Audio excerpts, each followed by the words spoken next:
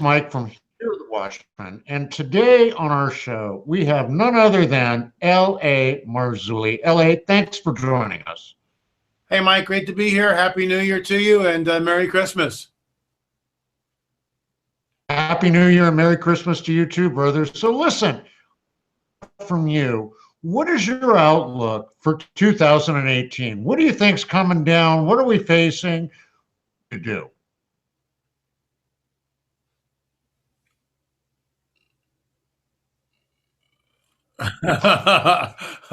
You kind of, okay. We're having trouble with the audio due to weather up in your neck of the woods. It'll be 70 degrees here.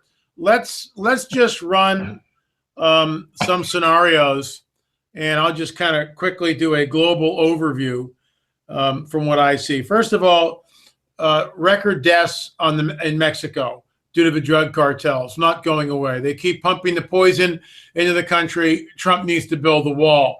Anybody who doesn't understand that probably doesn't have someone in rehab or, addicted to cocaine, methamphetamines, whatever. But the poison continues to come up. The drug cartels are making billions of dollars and ruining this country from the inside, number one. Number two, MS-13's got to go. They are entrenched in every city, from the Clintons to, Bush the elder to Clinton to Bush the junior to Obama. They all knew about it. No one did anything.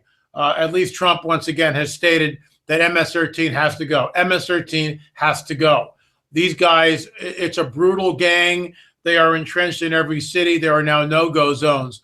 The other thing is the idea with Muslim terror. When a jihadi commits a terrorist act, the first thing that happens, if the jihadi is alive, and they capture the nutcase alive, he should be held as a war criminal.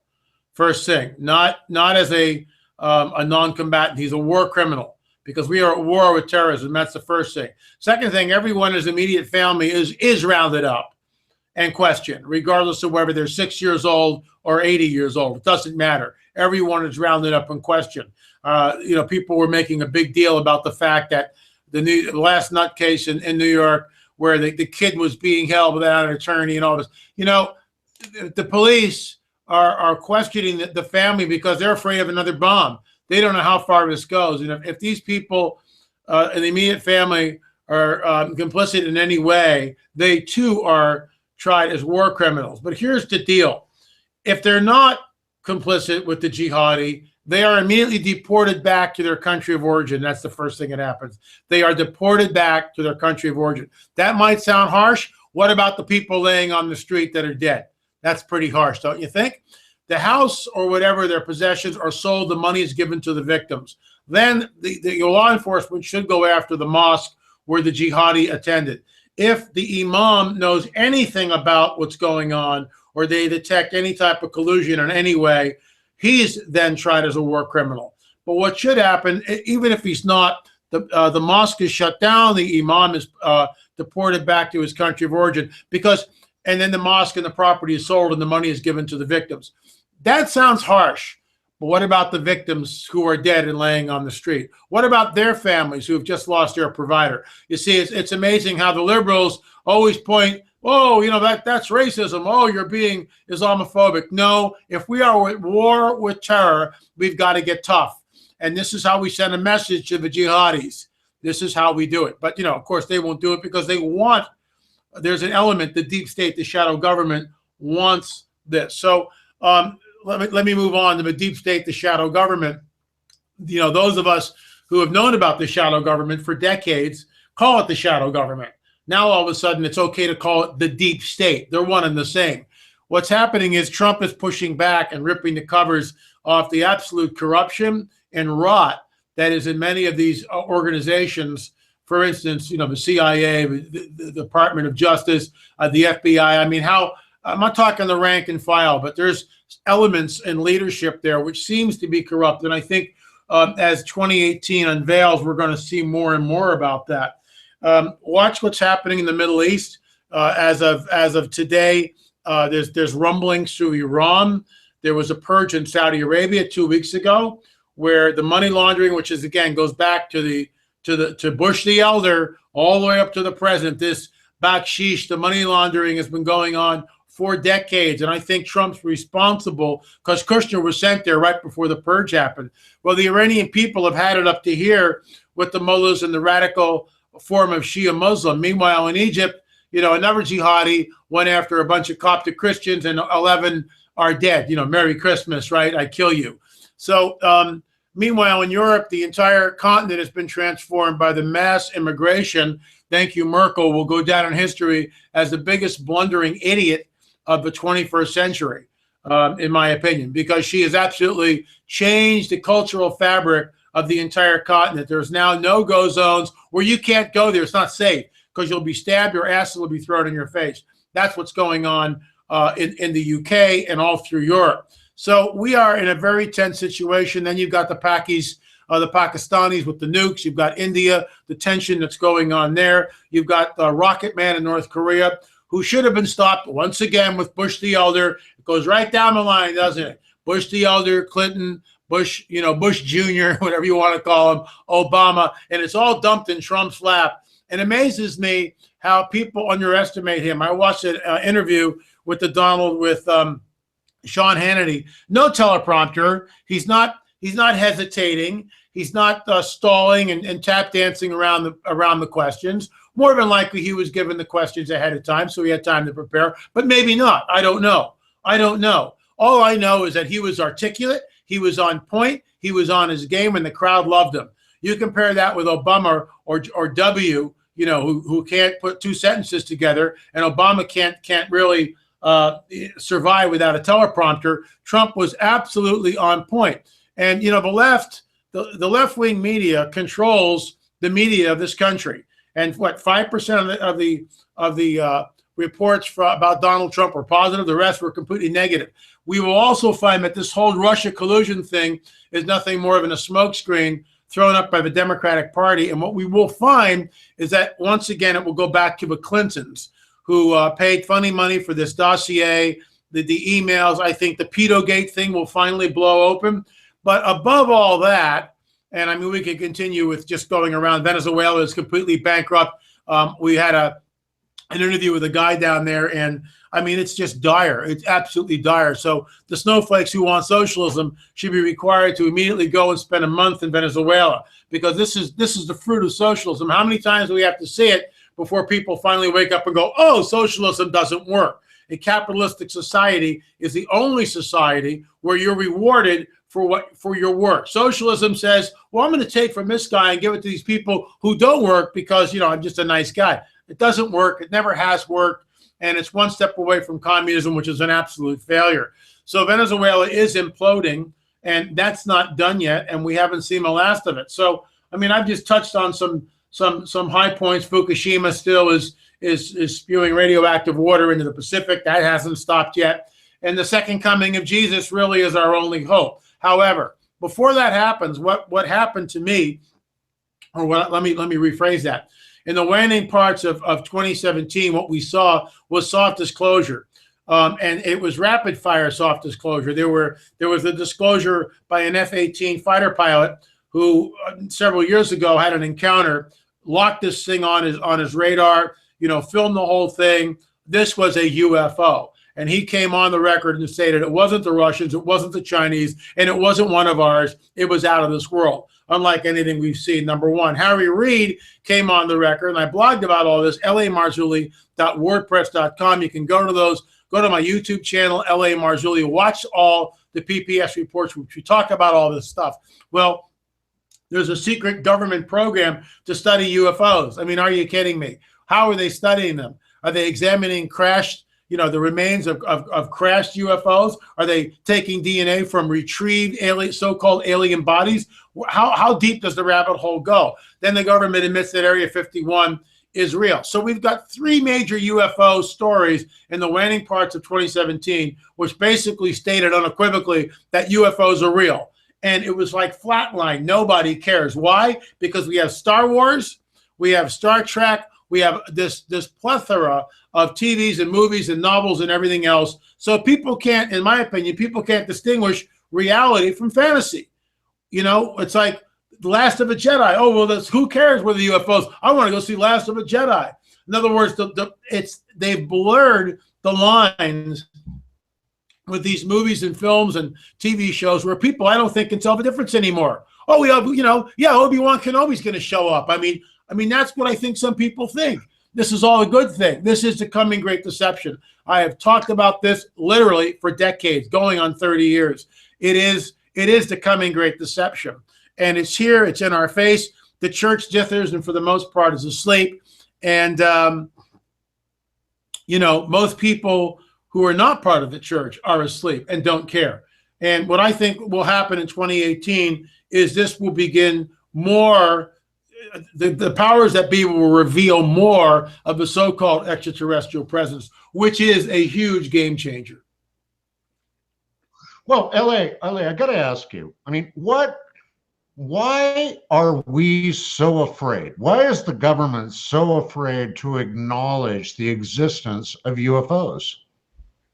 Well, there's a real easy answer to that. There's a light shining in my eyes here, so I've closed one of the curtains. Let me get the other curtain. Hold on, Mike. Sorry. In the clip, there we go. There's a PPS report. It's the latest one. I think it was dated, yesterday, the 29th. PPS report. Go to my Vimeo channel or my YouTube channel, L.A. Marzulli. Watch that PPS report from 12/29. In it, there's a clip from Harry Reid, and I actually blogged about it and quoted it. And Harry Reid basically states this, that there were certain factions that believed that UFOs were satanic, and that they were, and that because of that, they were afraid that if the public found out about this, the public would, go off the deep end. And they're basing this. See, part of me, Mr. Conspiracist, here's my tinfoil hat. So I've already got it. Maybe I should don it real quick here. I mean, what the heck, right? People need to see that I'm there. It is. L.A. Marzulli with his tinfoil hat. But we were called the tinfoil hat people. Up till recently, when they divulged that Area 51 is real, that the government has been studying UFOs, and that UFOs are real, burgeoning, and not going away. So they can't use this moniker anymore. It's not going to fly. You people, that's what you do. You always attack the powers that be. They make people look like kooks and tinfoil hat people. They use disparaging comments. Meanwhile, those of us who are actually in the field doing the hardcore research know exactly what's going on. So the bottom line is, they're afraid, and it goes back to what I call the old guard. And the old guard is this. When Orson Welles did War of the Worlds and read this thing decades ago, I think it was in the 30s, and he read this thing, there was mass panic. Mass panic. People thought it was a real UFO invasion. And the government looked at that and went, oh my gosh.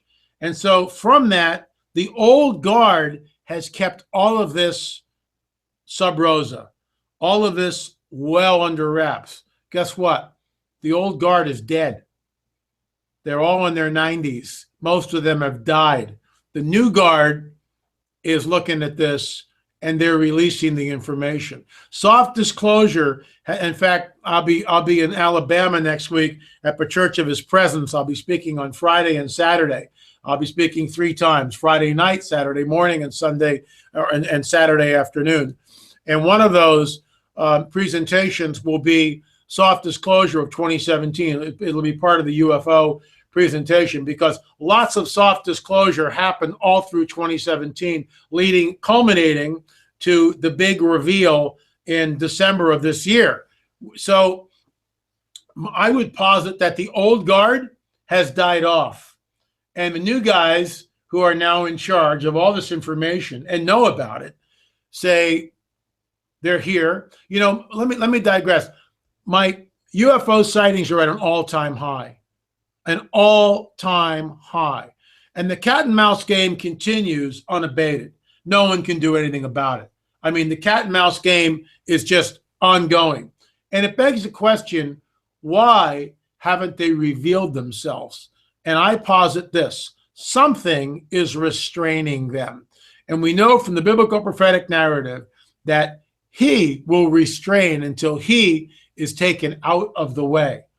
And I think, in my opinion, this whole phenomena is being restrained by the Spirit of a living God. And that's why I say we go up, they show up. We go up, they come down. We go up, they come down. We go up, they show up. And in the meantime, we are getting, just disclosure after disclosure. So I think 2018 will become a pivotal year. I really do.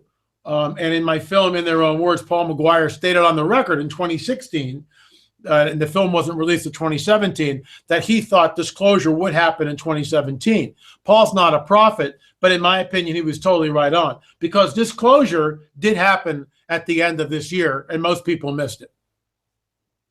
Well, LA, you and I have talked about, I witnessed. Now, I can tell you that people can tell me that I'm crazy. They can tell me that I didn't know what I saw, but I'm telling you, I know what I saw, and it was not of this world. It was not of this world. Now, as we approach 2018, people will be, what do I want to say, jaded like I was when I came out and talked about that, and people said, oh, you're crazy. Do you think in 2018 people will wake up? Well, I mean, people haven't awakened yet.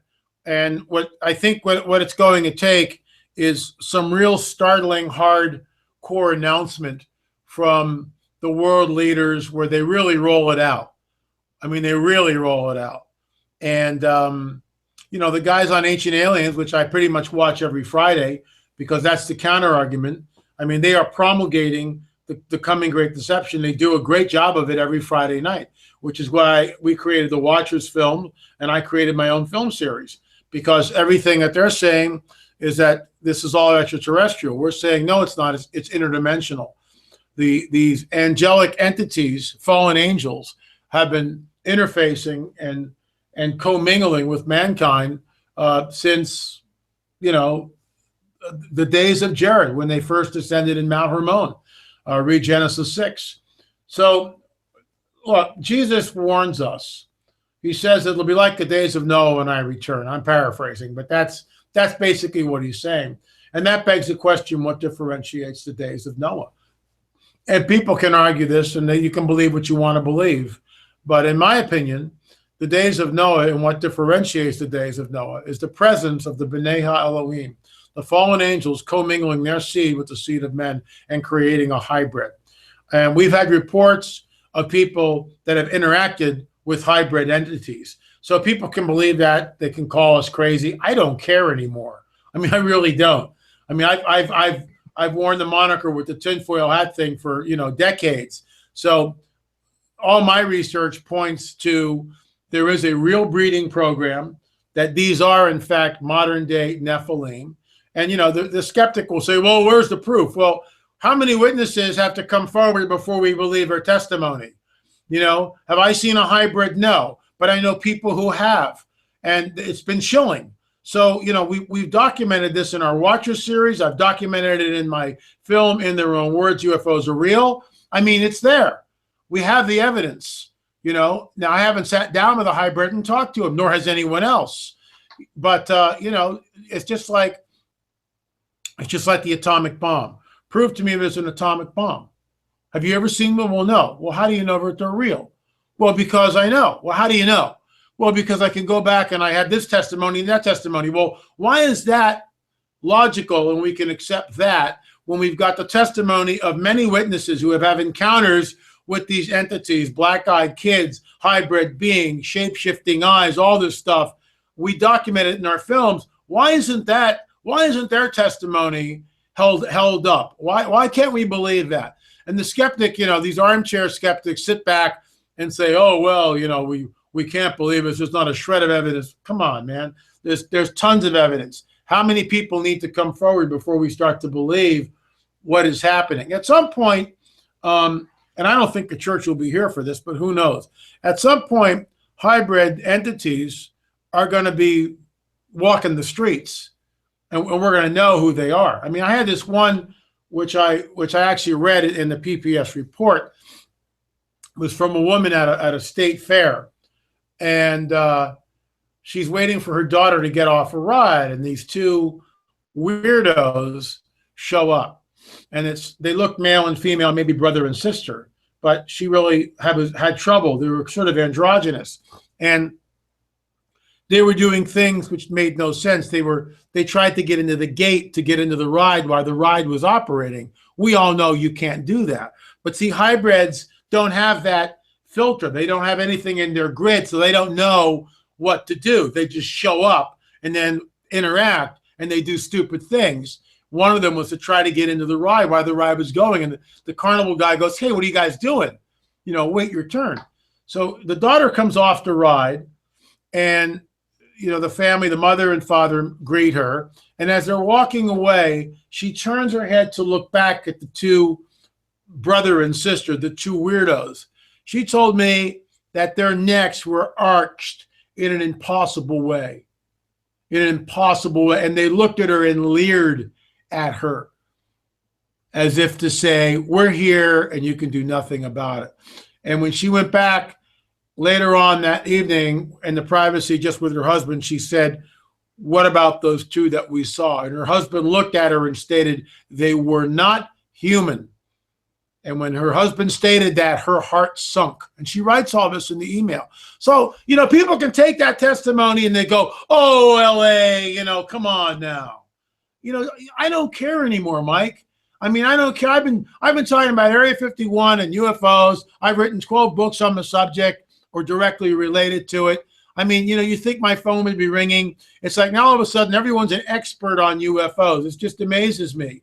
I've been in the trenches, slogging it out for decades, warning the people about the hybrids, warning about the cattle mutilations, warning about the breeding program which has been going on, calling it the coming great deception. Are you kidding me? So, folks, guess what? I was right about Area 51. I was right about the fact that UFOs are real. And guess what? I am right about the breeding program. It's happening. It's going on. As Chuck Missler states, Satan's army is outnumbered 2-1. He's creating his own army. Duh.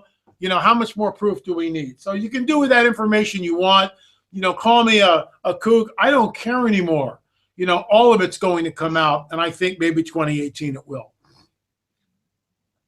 Well, Elliot, I can't agree with you more. I really can't. But look at 2018. What's the good news? What do you see for 2018 that might wake us all up? Well, I think the good news is that those of us who study biblical prophecy realize that we are in the last days, the end times, and that he's got to come back soon because you can't fix this. The world is beyond fixing at this point. You can fix part of it, the tax relief. We'll actually see what that does. And is it retroactive? Am I still going to pay the same amount of 50% tax in 2017 so that's no tax relief for me till next year. So do I have to borrow money again this year? More than likely. Have to borrow money, juggle funds to keep everything floating like I did. I borrowed $50,000 from PayPal. And some of you out there contributed to pay off that last $14,000.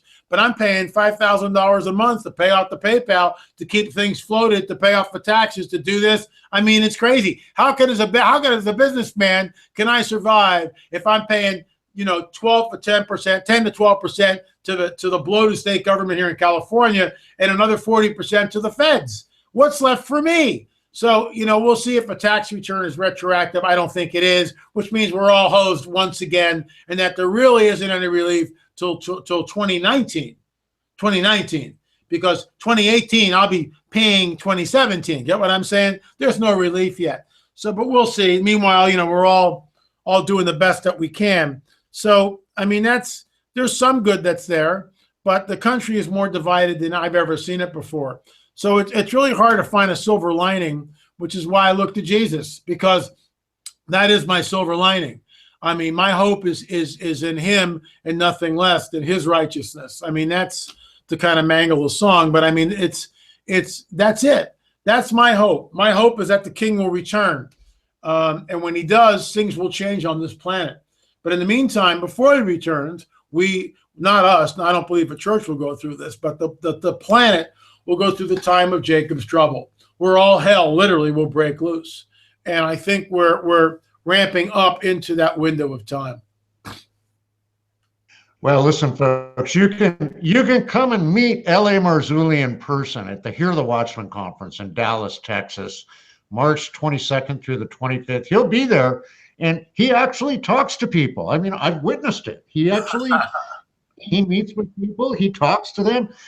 You know what I think you need to do, L.A., is I think you need to sunshine there in the undisclosed location somewhere in the mountains of Malibu and move to Idaho, where you'll be happy.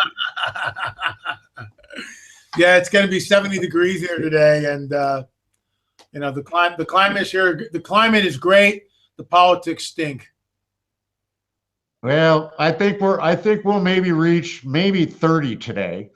So us and but you could be skiing if you were up here. You could be skiing, and in any event, folks, come to Dallas, meet LA, spend time with him. Has the information. He's got it. I've known him for 3 years now. We're brothers, and there isn't anyone really feel closer to than L.A. Marzulli. So, L.A., thank you so much for being on the show today. Happy New Year to you and Jeannie, Mike, and folks. Get your tickets early. Hear the Watchmen. You want to be armed, and you know, every presentation I do, it'll be different. In March, I will be revealing the DNA evidence, and we will have a DVD available with that. And I think you will find it absolutely startling. So that'll be part of my presentation in Dallas. Awesome. Well, look at folks, go to www.hearthewatchman.com. Get your tickets, get hooked up with L.A. Marzulli. Come and see all the other Henry Groover, Dr. Michael Lake. I mean, just go to the website. The list goes on and on and on. We're going to have a great time. I thank you so much again for being with us. Thanks, Michael. Take care, man. God bless. Happy New Year to you.